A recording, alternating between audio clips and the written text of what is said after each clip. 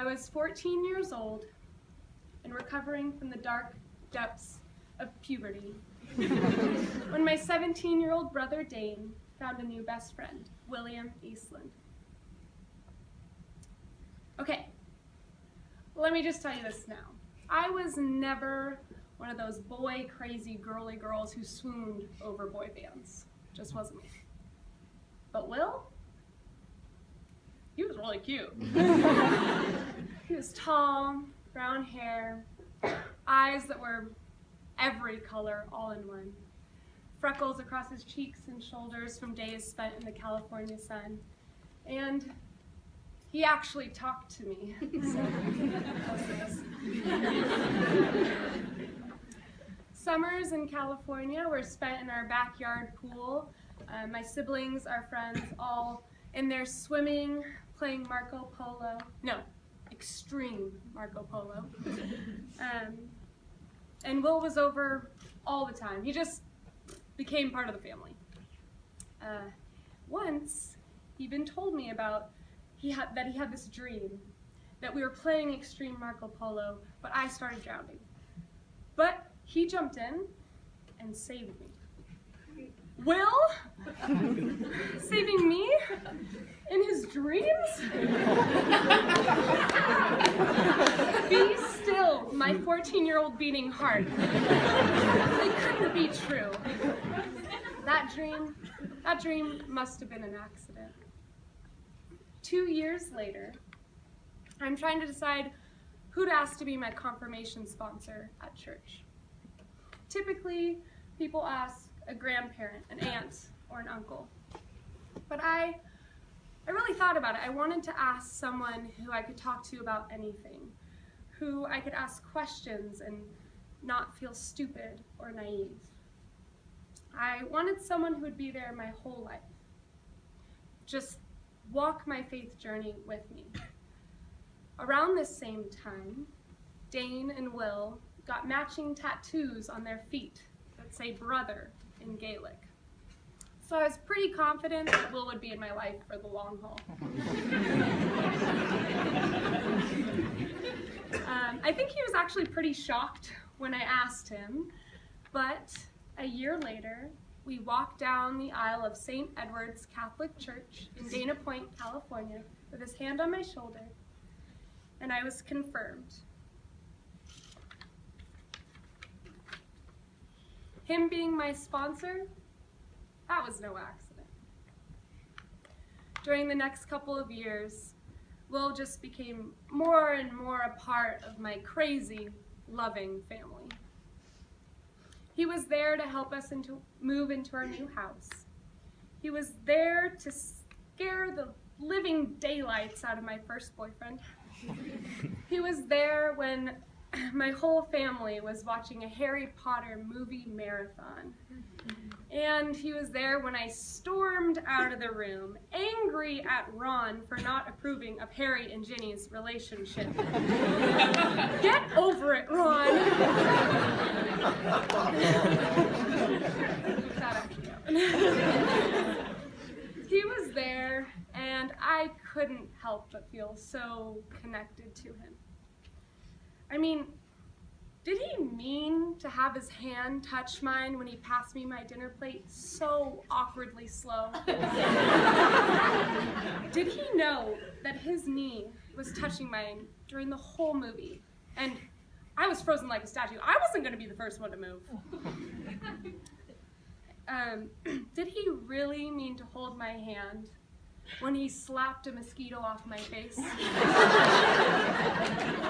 Or was that just a way for him to apologize? I couldn't believe I had such a crush on Will. He would never like me. I was Dane's little sister. Isn't that some sort of guy code? It would have to be some sort of freak accident. During my senior year, Will and I spent one afternoon a week walking his adorable dog, Pearl, and talking about anything. His house happened to be on my way to school, so we began writing little notes to each other, sticking them under the windshield wipers of his forest green Jeep Cherokee. On one of our walks, Will slowed down his pace, stumbled a bit on his words, and said, "Noelle, I'm not supposed to say anything, but when I told Dane that I liked you," my heart stopped. Wait, did Will just say that he liked me? Am I not crazy? Maybe all those little things meant something to him too? I just was radiating with joy from my heart down to my toes that were inside navy blue Keds, through my body, which I became acutely aware of how much I was sweating in my Catholic school uniform, and out of my face, beaming in a smile.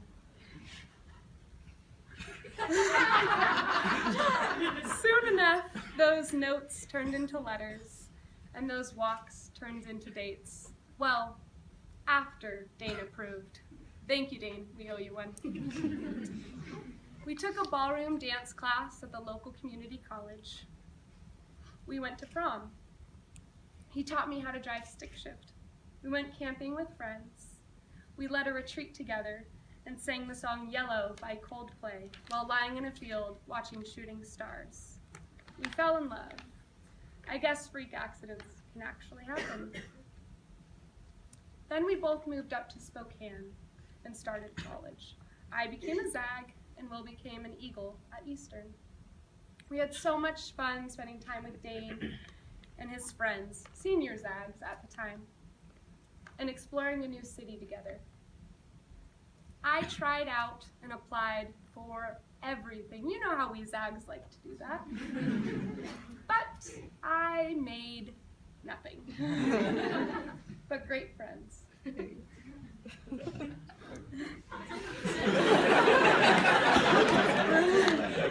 We survived our first winter, although Will was sick a lot with this and that. And then when summer rolled around again and we were back home in California, he had some horrible, horrible pains in his ribs. After some convincing, he finally got a CT scan. And then a softball-sized tumor showed up on his liver. He couldn't have that.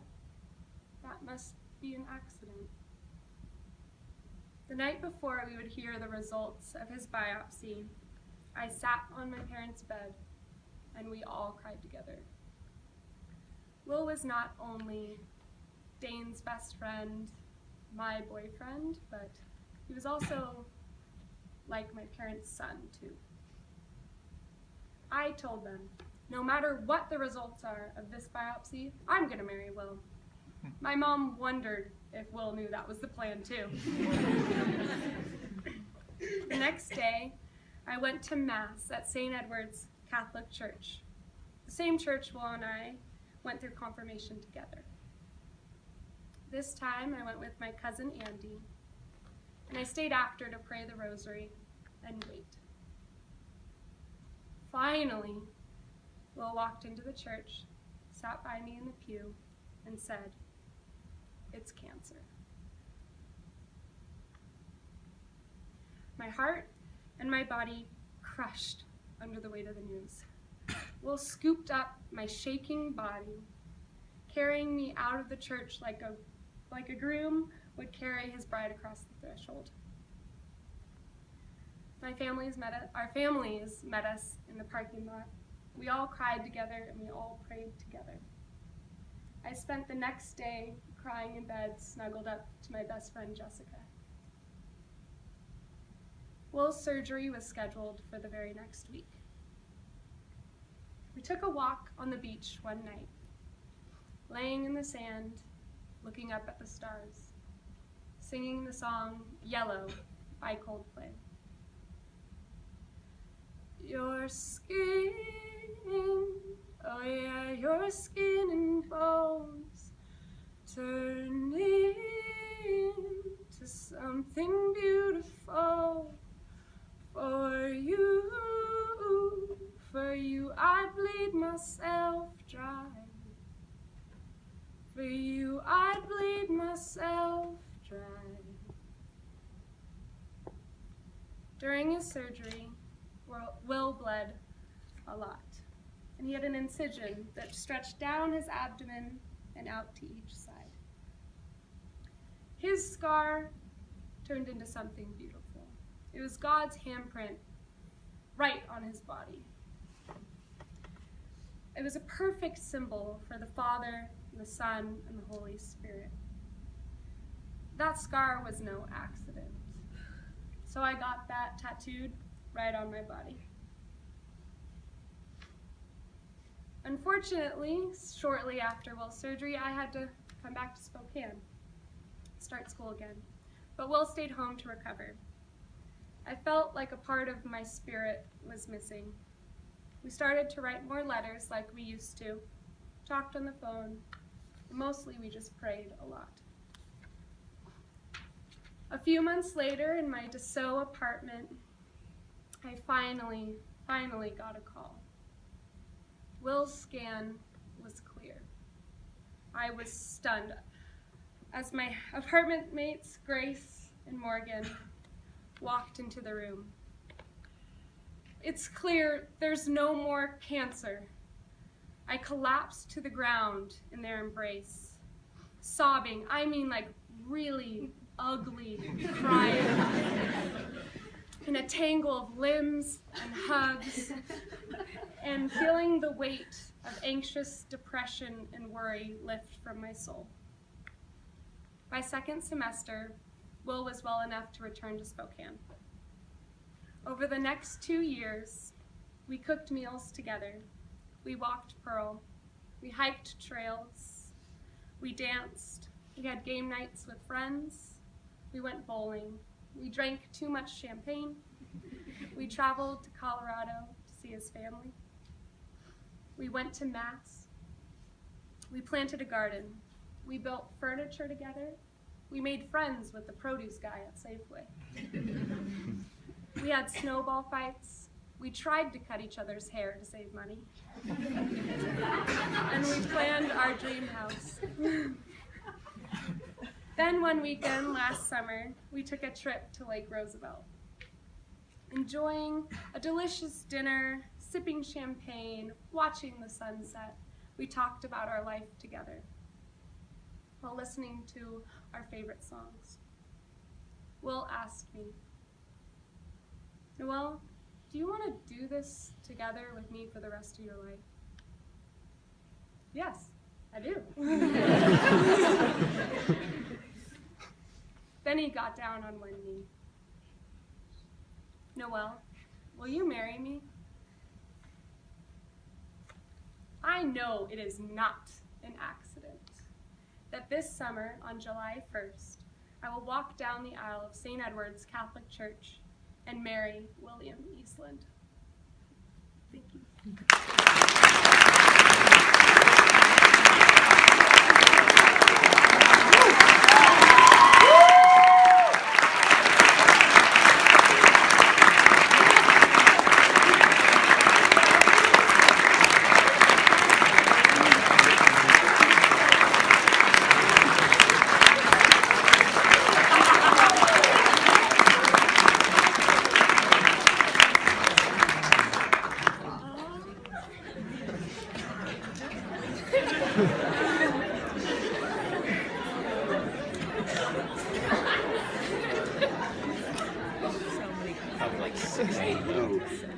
Happy birthday, Will.